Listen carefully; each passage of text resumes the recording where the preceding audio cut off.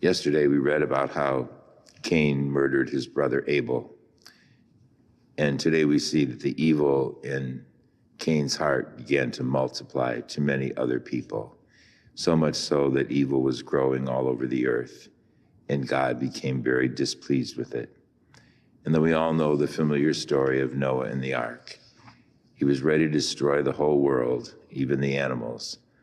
But when he saw the goodness in Noah's heart, he decided to spare him. And then we know that Noah responded with faith in God, even though he didn't understand. And he saved his family and all the animals. And God then preserved the earth for a good people. It's a problem the human race has faced ever from the beginning, that we have the question of, why does evil seem to prosper? Why do evil men seem to do so well and become richer and richer, and the good continue to suffer? We need to realize, and people then ask, isn't there a just God up there that sees what's going on in the earth? And we have the same question today about much of the evil in the world. But the story of Noah and the ark tells us that God will make all things right, that in his own good time, he will do it. What God has done, he will do again. And that's when he will bring all things to good on this earth, when he comes in his glory at the end of time.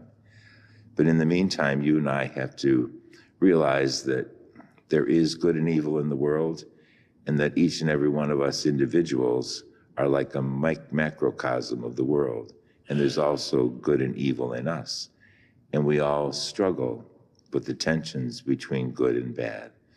Don't you find yourself sometimes just saying, I don't know why I did that, when you do something wrong or say something wrong? We question ourselves, why did I do that? It's recognizing that there's a frailty in our humanity. And so we fail at times.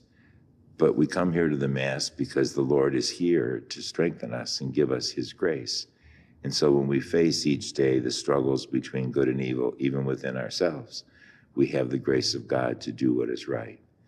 The Lord sees and understands that struggle, and he condemns us if we just give in. But he's always with us, even when we are struggling and even when we fail haphazardly. The Lord is there to strengthen us.